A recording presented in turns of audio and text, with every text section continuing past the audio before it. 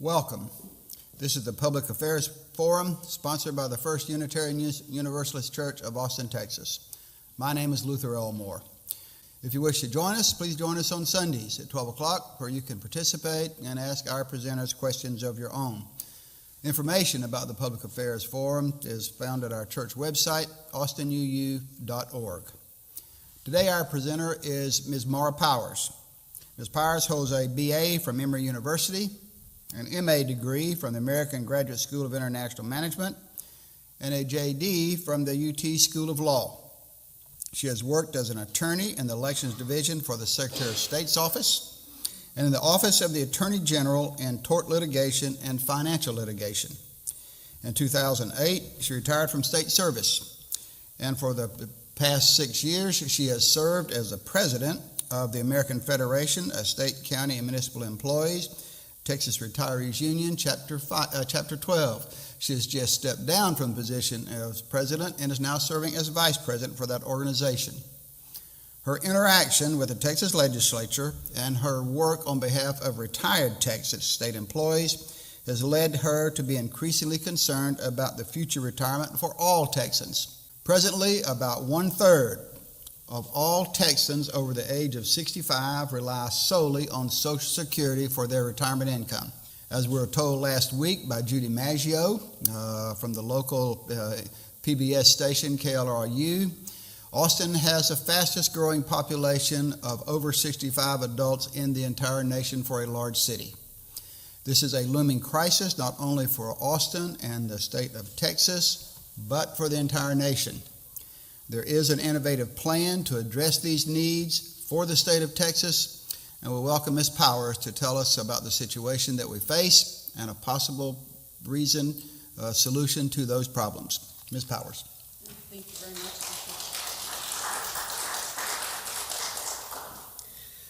Good morning. I'm happy to be here with everyone to tell you about the prospects for retirement in Texas and what the legislature is doing about those prospects. We all hope to enjoy a dignified retirement in our senior years, and one where our standard of living does not take a nosedive. So how likely is that?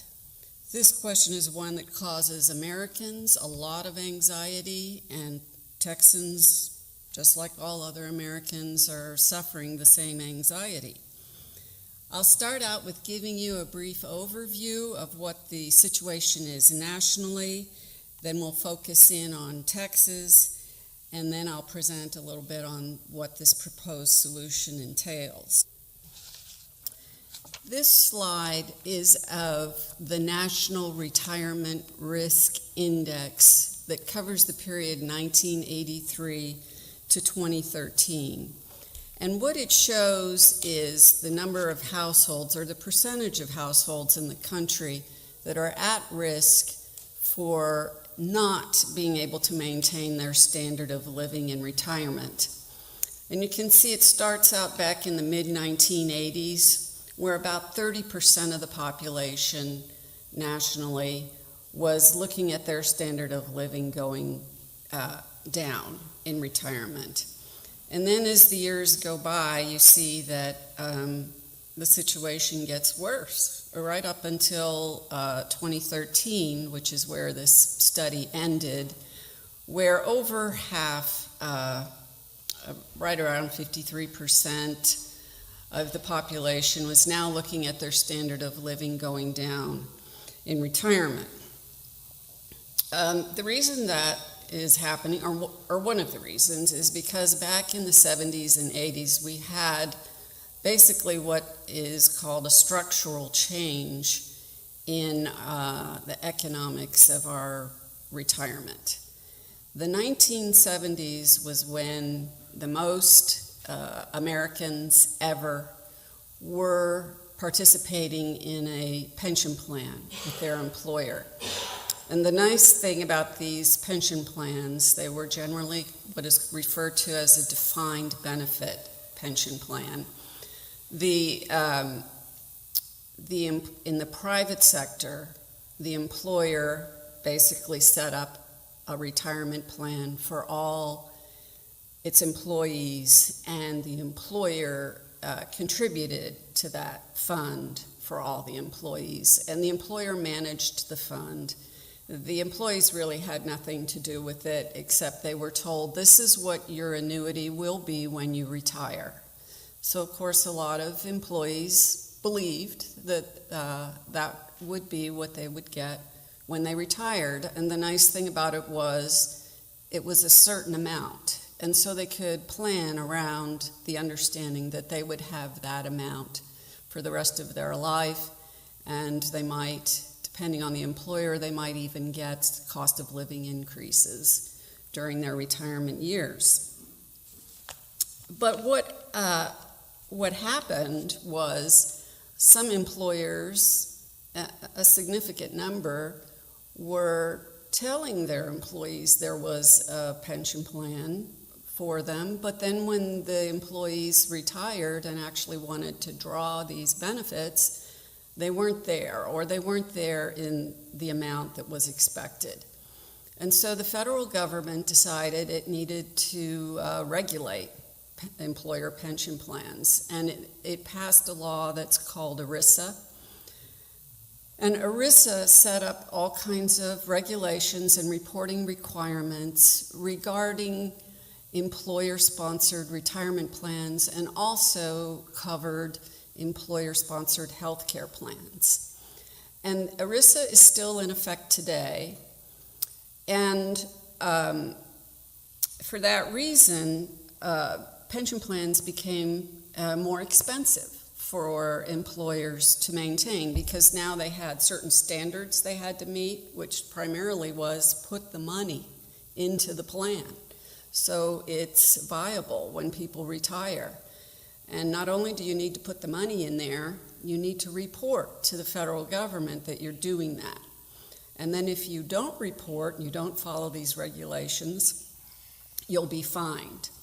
So at that point, a lot of employers started thinking, do I really need to be offering this to my employees? And so that's when we started seeing employers dropping out of offering this kind of benefit to their employees.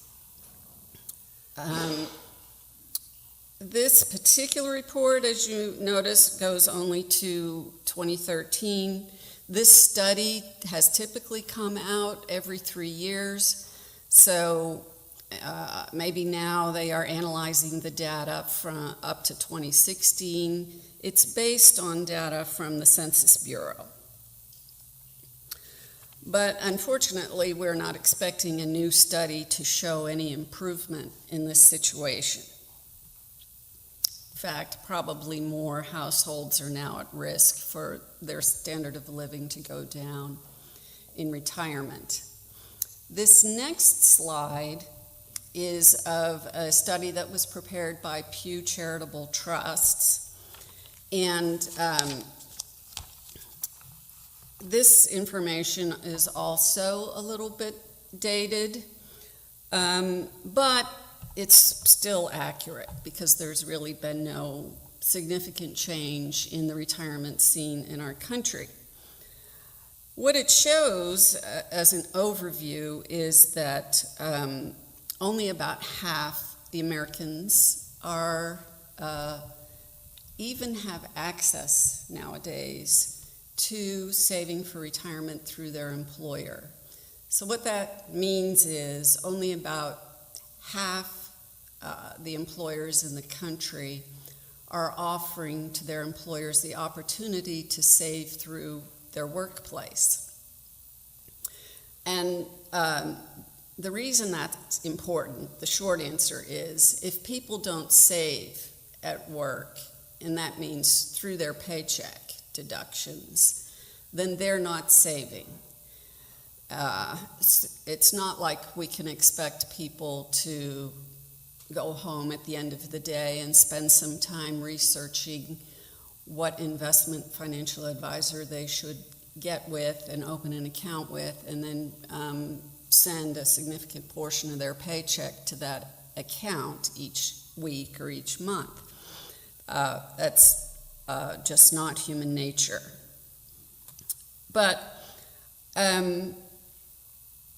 what is important about this chart, and the reason I brought it, is because it shows that, generally speaking, in the southern states, people have less access to a retirement savings plan than they do in the northern states. But no one is doing very well in this competition, if it were.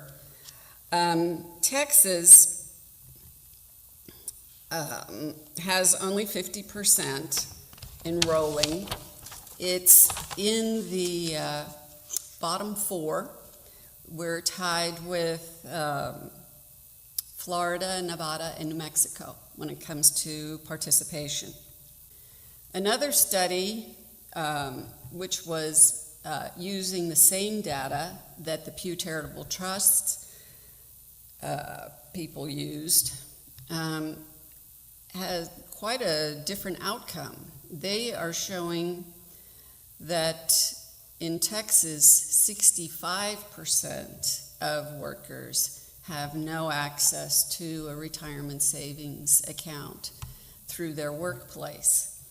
And you might wonder, well, how can we have such a huge disparity, 50% in the Pew study and 65% in the New School study out of New York?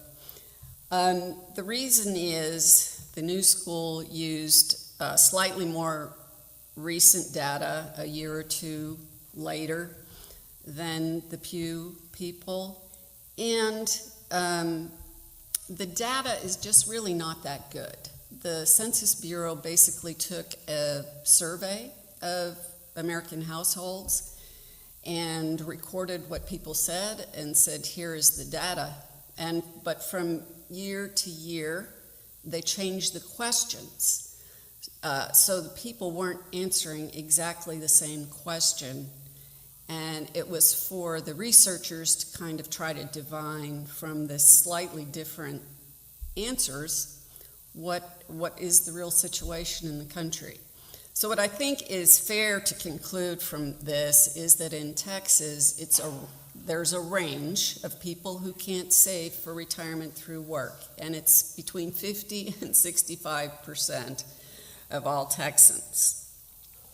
So as you probably know, Texans are not adequately saving for retirement. The rule of thumb for retirement planning is on average that we need to replace about 75% of our income pre-retirement for retirement. So if you're making $100,000 a year while you're working, you'll need $75,000 a year while you're retired in order to maintain your standard of living. Some financial planners recommend that people save up to about 10 times of their annual pre-retirement income. So if you make $100,000 a year, then you'll need to have saved up $1 million by retirement day.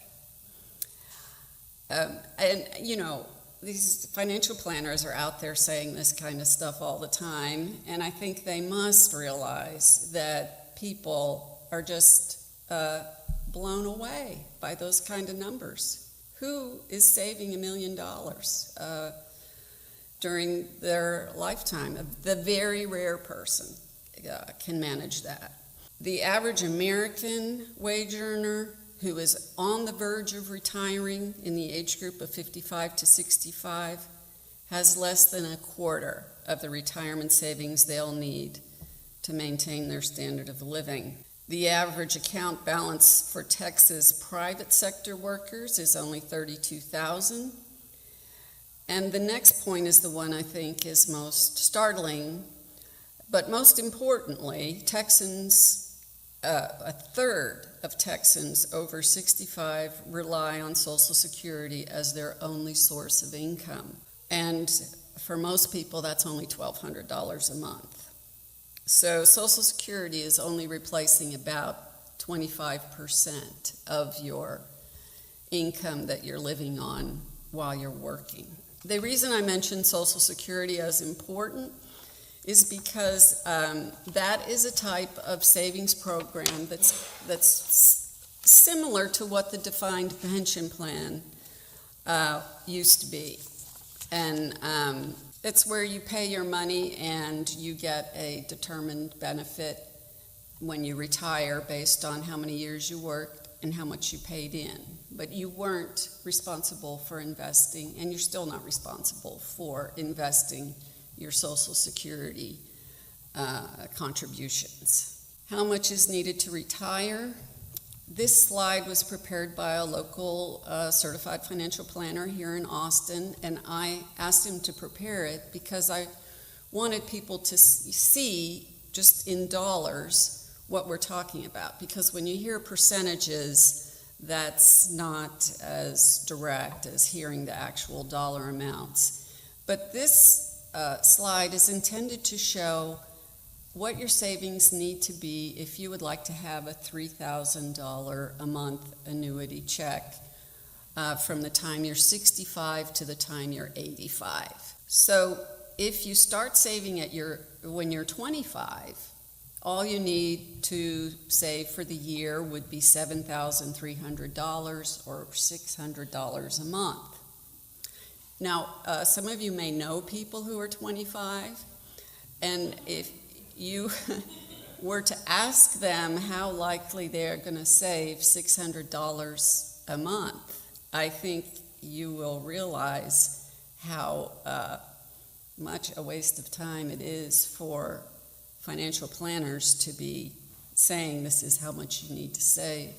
If you wait till you're 45, it's $1,600 a month, and if you wait until you're 65, it's about $500,000 that you need to fund an annuity with in order to get that $3,000 a month. So I hope that your parents will leave you that $500,000 when you're 65. That's what I'm hoping for, but no sign of that happening yet. But I don't want you to be discouraged, because although I can see that most of the people in the room are already retirement age, you may have children or grandchildren who you are worried about. I know I'm worried about it. I have children who have nothing for retirement savings, as much as I have nagged them about it for years. They just believe that they have too many other things that come first. So, how do we go about boosting people's retirement savings? It's an important issue because it does eat away at your mental health. It may be in the back of your mind, but it's there. You all may have heard these stories about people who die, but they get into the news because typically it's a woman, a single woman who lived her entire life working in an office as an administrative assistant or executive assistant, and never married. And it turns out when she died in her one-room apartment, and they're going through her records, that she has $1 million in her Schwab account or in her bank account. And everyone's thinking, what a great person. She's smart, she saved her money, she lived frugally, and she's left us $1 million to do something with. But I recently heard a labor economist comment on this kind of situation, and she said, you know what I see is a person who was living in such a high state of anxiety during their working years that they would never survive their retirement, that they squirreled away all this money, lived a monk's life, then they retire and they can't spend any of it because they're afraid that they'll spend it all before they die. So that was kind of a shocking, different perspective for me to hear, because I had all along been thinking, what a great person, left $1 million for her favorite charity, and not thinking that maybe this person was just too scared of how their life was going to end up to be able to spend any money in retirement. So anyway, I think what's happening now is this anxiety is starting to spread through the entire population because there is no structural way for people to save for retirement because pension plans have disappeared and very few people in the country are even participating in them anymore. It's limited to government workers, and about 10% of the private sector is offering defined benefit pension plans. Another thing that people my age, and I'm in my 60s, can remember is their grandparents. And when I was a child, I had great aunts who lived in a boarding house, which is they had one room, it was their bedroom, and then if they needed to use the bathroom, they had to go to the end of the hall.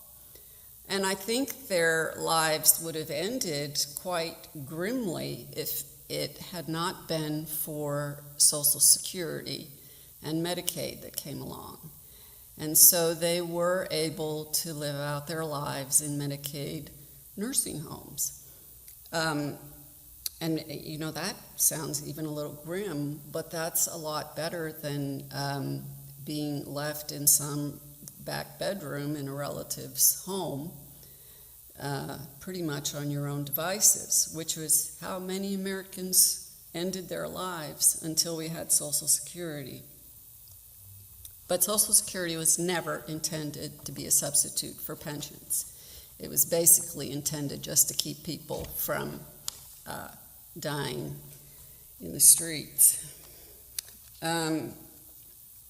So what we're all hoping for is that we have a nice retirement where we have a little disposable income and we can go to the movies, we can buy ourselves a gift, we might be able to travel. And the benefit is not only to us, but it is to our communities. If people have a little disposable income, they go out and spend it. And then those people who are selling those kinds of entertainment or things that we all want to enjoy, they have some money. And so everybody benefits.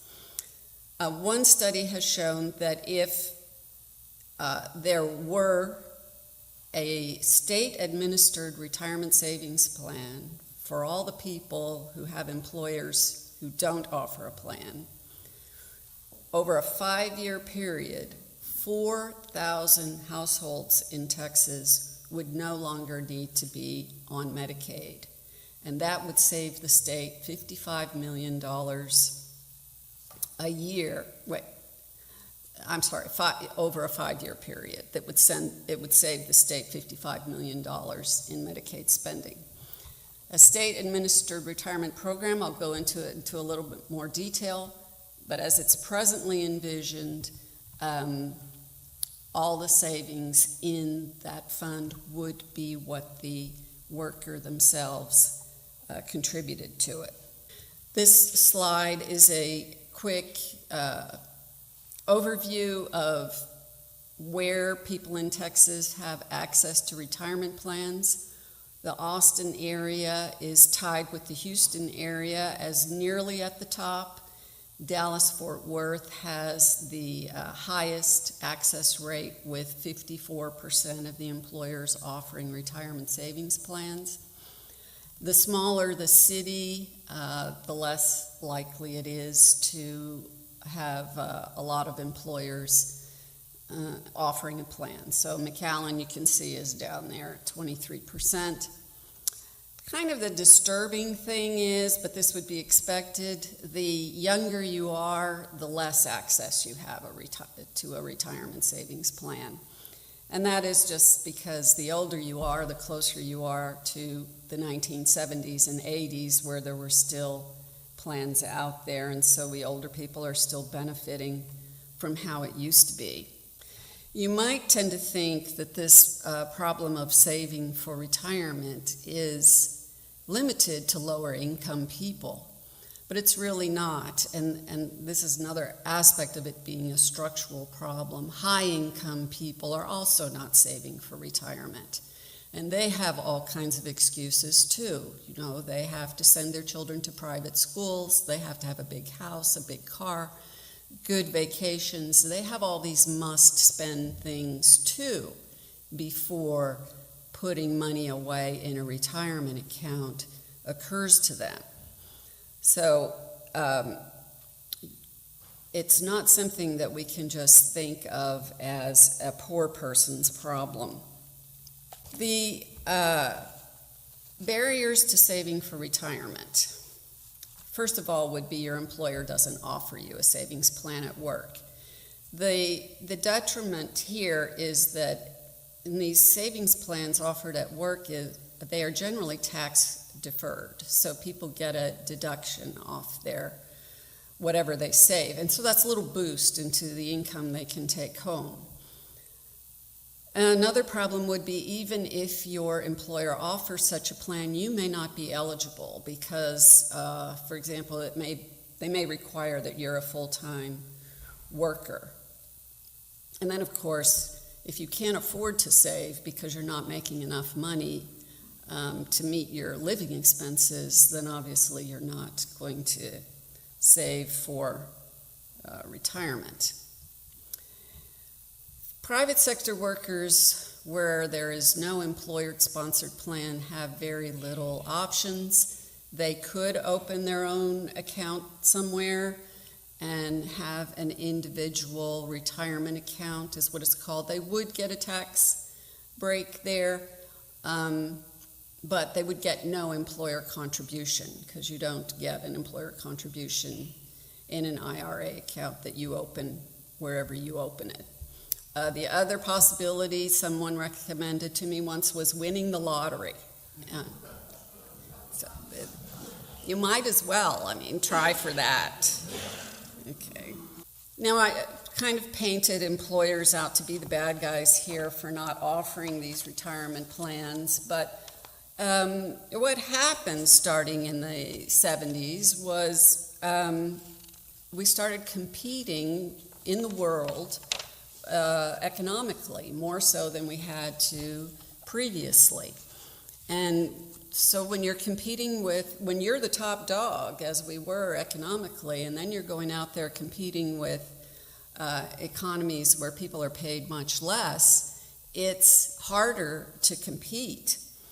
And so when employers started realizing they were going to have to cut costs somewhere in order to be competitive with foreign countries, retirement plans were a pretty easy and obvious choice because that was just taking earnings and putting it away for employees when you might need those earnings to pay shareholders or to pay the family that's running this business, because a lot of businesses in Texas are small businesses, and they employ about half the people. And a small business is anyone that employs less than 100 people.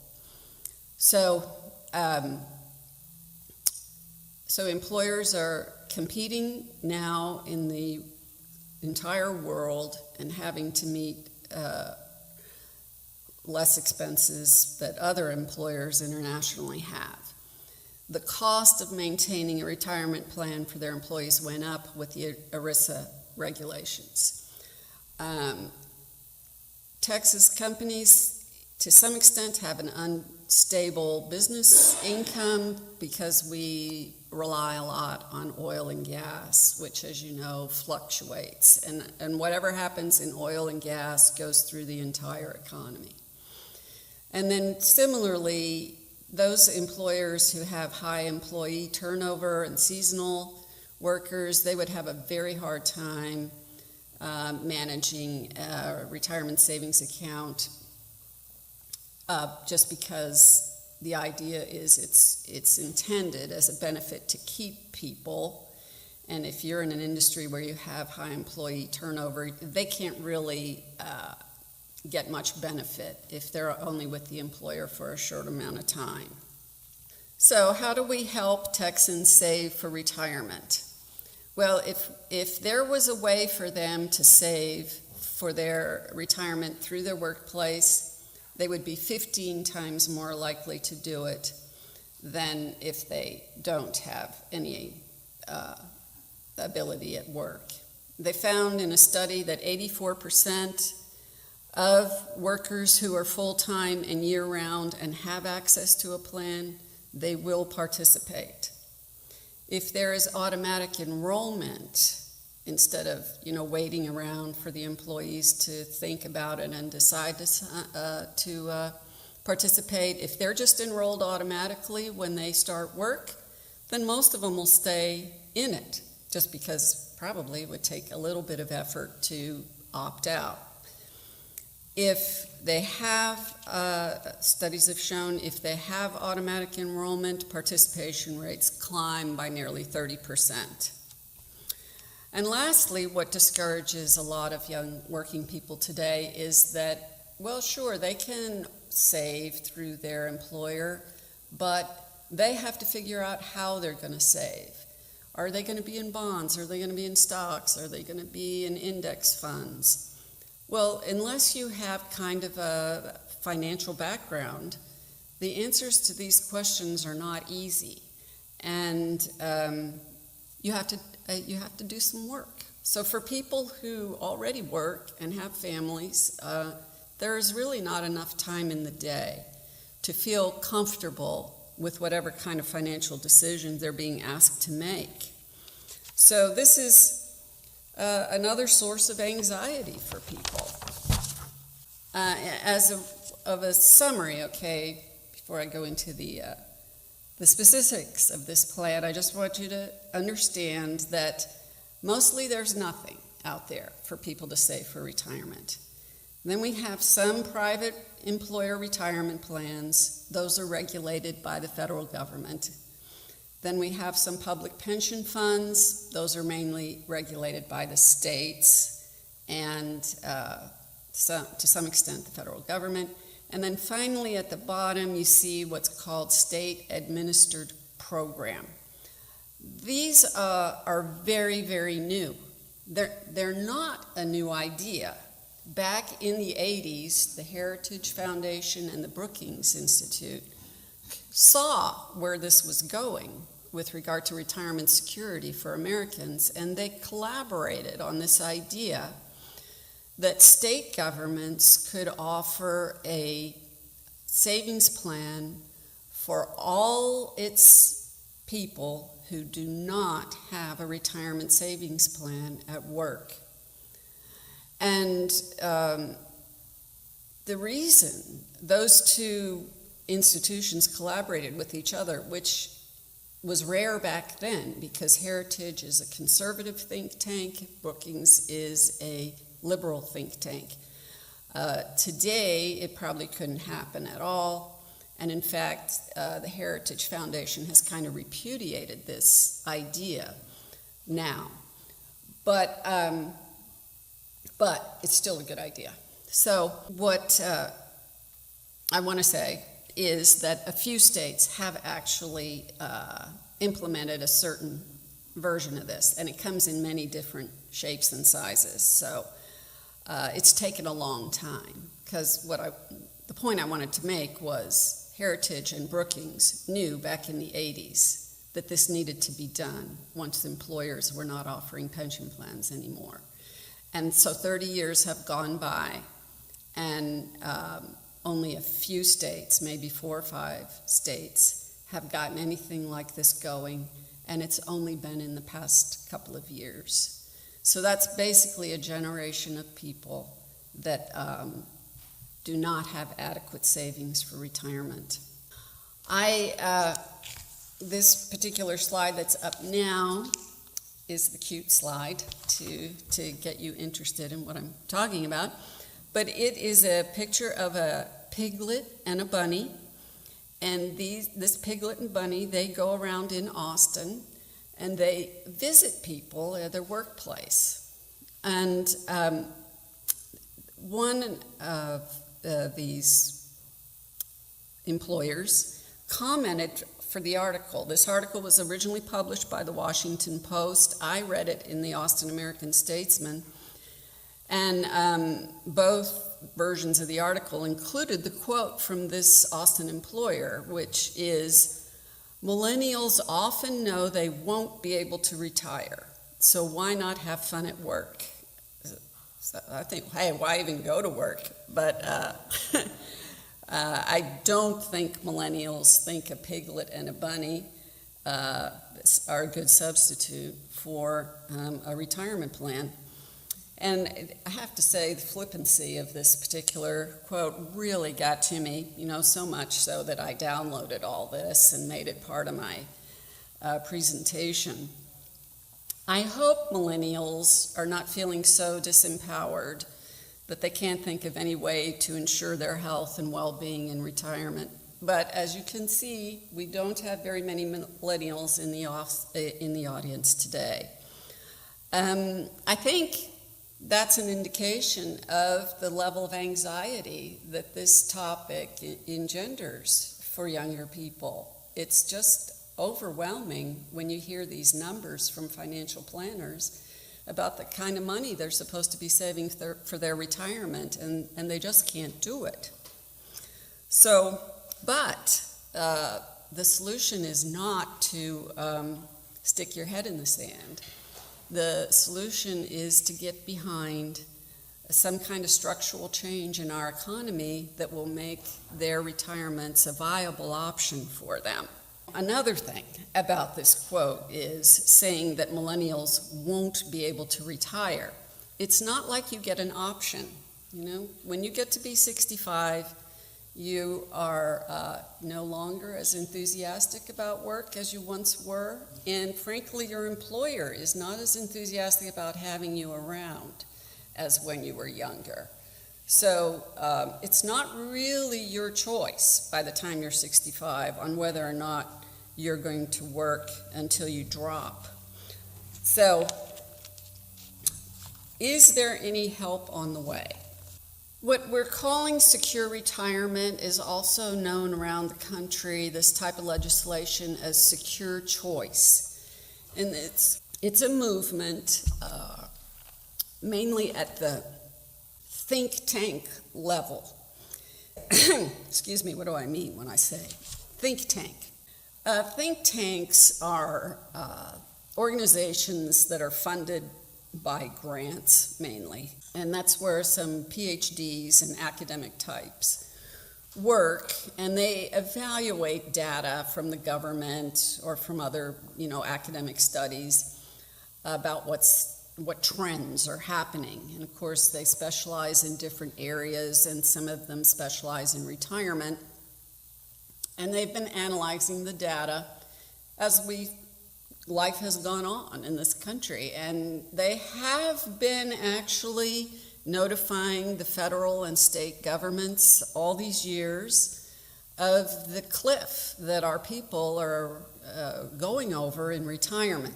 But think tanks don't usually do a lot of advocacy work. What they do is their reports, and then they turn them over to somebody at the legislature, thinking that a right-thinking legislator will take care of this problem. Or maybe the federal government will take care of the problem. But actually, the governments have really not stepped up. And I would have to conclude that it's because the advocacy for these programs has not been there, and that Americans and Texans are going to have to call on their legislature to do something. I mean, the Congress has convinced me that they can't do anything. They've probably been the most apprised of this problem, and they do file bills all the time on this problem. They just don't move them. So it doesn't do us any good that somebody in Congress is filing a bill if they can't get it anywhere. So in Texas, we first filed a bill last legislative session, and it got a hearing, but it didn't get past that. This legislative session, we have Senator Menendez from San Antonio has filed the bill. It's Senate Bill 1411. And the companion bill has been filed in the House by Representative Wally from Houston. The basic outline of this bill, and we're calling it the State Retirement Savings Program for Texas, is a board which is appointed by different state officials to run it, borrows a little bit of money from the state of Texas to pay for the setup, and it's what we call portable from employer to employer. So it doesn't matter how many jobs you might have. Your employer will deduct from your pay and send it to your account with the state, and your account is under your Social Security number. So doesn't matter where you're working, how often you change jobs, that percentage from your paycheck is going to go to the state. Even employees will be automatically enrolled, but they can opt out. This would be basically an IRA plan plus a 401k plan. So the advantage there is in an IRA, you can save up to $6,000 a year. Your employer may not contribute to that. But we would have the second part of the plan, which is like a 401k, where the employee and the employer contributes or can contribute. It's optional for the employer, and that's up to $18,000 a year. So that's up to $24,000 tax deferred savings that a person could do. It'd be administered by the board. All the contributions would be pooled and managed by the board. So people wouldn't have to figure out their own investment plan. This would enable employees to take a lifetime annuity at retirement age if the savings are there. If they can't do that, the board would be authorized to maybe give them a short-term annuity, a lump sum. There's a lot of things the board would be able to help people with whatever they've managed to save when they retire. Of course, the state would not be liable on the return of the fund, because then the state would not volunteer to take this on. This presentation was prepared in conjunction with Center for Public Policy Priorities.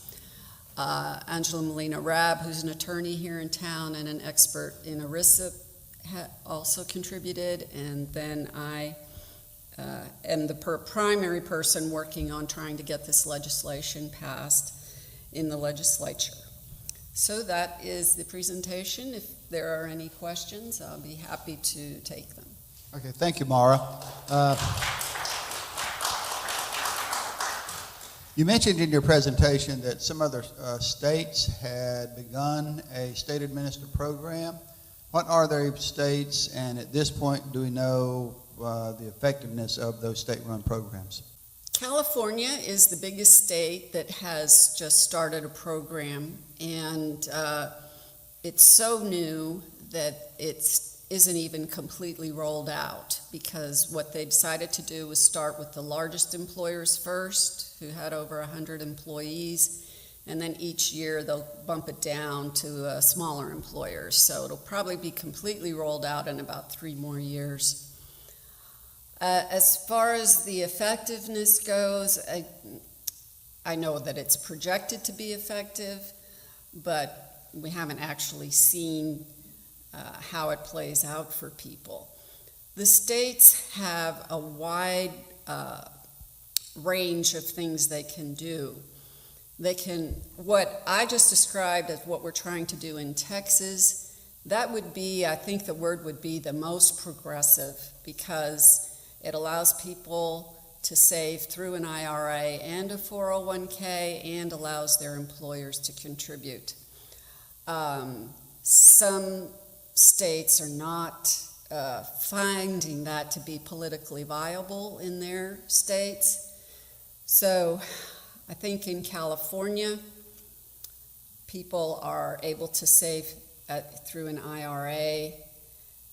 They may have the employer contribution option, but I believe what a lot of people find not quite as helpful about California is it is not pooling the funds and running the program. It's basically created a portal for people to go online and pick out who they want to save their money with. Like it could go to Schwab or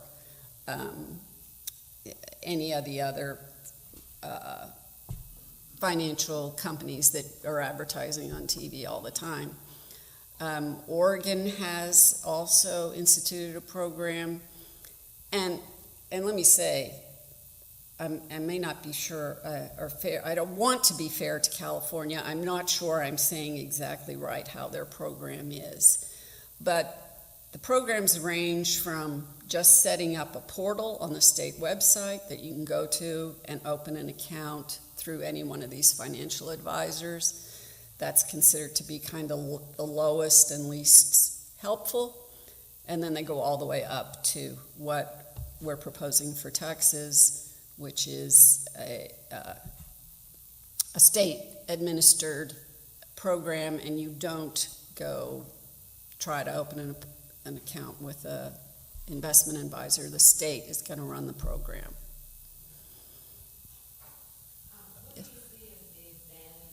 Hold on just for a second, please. Let me come to you so everyone can hear your question. So you were saying that the state would invest the money if they were in control. Yes. What is the real difference between their investing it and investing through a private company, through a broker? Okay, the difference is if you're with a private broker, you're the one who has ultimate responsibility for choosing your investments.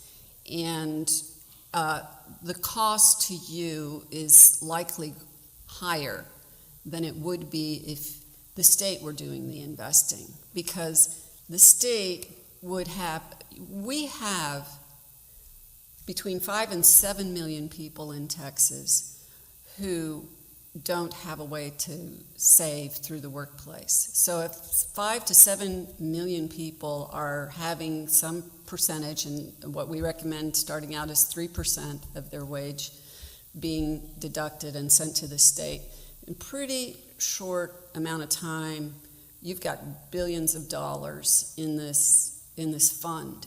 And that represents a lot of marketplace power, to where the employees who are contributing are not having to pay as much for the brokerage advice that is embedded in going to a private broker.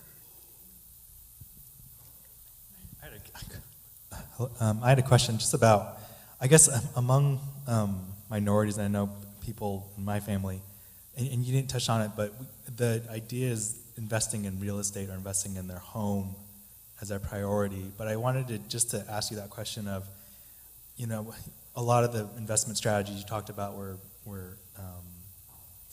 stocks and 401, pensions and those type of things. But Right. What do you see long terms in terms of people prioritizing real estate over a strategy like yours? Well, I've read, and I have to say I'm not an investment advisor or expert. I've read that real estate investments on average don't do any better than the stock market does. But of course people want to buy real estate. They want to own their own home. And that's what ends up being one of their assets in retirement, because hopefully they will have paid for the home and it will have maintained its value, which means, of course, keeping up your home. And it means that you were lucky enough to buy your home in Austin, Texas, where real estate has really appreciated. So that in order to maintain your standard of living while you're retired, you can get a reverse mortgage. And that means you start taking the money out of the home in order to pay your expenses, so that when you die, of course, you're not leaving anything to your children. And and I've heard of lots of problems with reverse mortgages, but I'm not going to go into that now. But I think it's fair to say people need a mix of things. Yeah, it's, I think, a three-part question here. That's too many parts. That's too many I don't parts. know. Okay, maybe I'll get it to two then. Okay. You had mentioned that this is the proposed legislation, the SB 1411, I believe. Yes. That it's an opt-out. Yes. And is there going to be a percentage of your income that you would be required to put in, or is it entirely up to the individual to decide what the percentage is? There's a default provision that is 3% is what is proposed in the legislation right now. But in order for this plan to meet the federal requirements, it has to be completely voluntary on the part of the participants. So they can opt out, and also under this plan, they can set their contribution at whatever rate they want to set it at. So they could say 1%, or they could say 10%. Yes, he's still going there. Okay, the third of his three. Yeah. Sorry. The other is, what are the chances of this bill passing? Well, we've gotten farther this time than we did last session.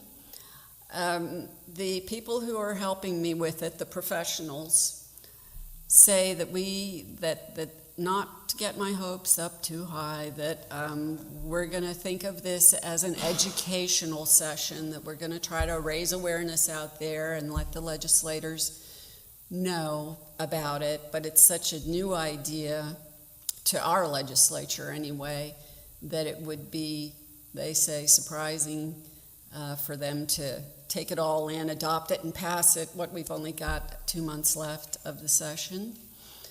So that's what I'm doing. I hope it gets passed, but in the meantime, I'm just trying to raise awareness by giving presentations like this. Well, obviously, this situation will not go away, whether or not the legislature passes it this session. And so if you've laid the groundwork, and thanks to Senator Menendez for introducing the bill. And so even if it does not pass this session, then potentially with the situation being exacerbated in the future, that we can have success then. Yeah, I mean, the state actually should be alarmed because our economy can't really sustain having this many people in poverty as is projected now. So so that's what we have to do now is get the state to understand that. Thank you for coming and sharing the information.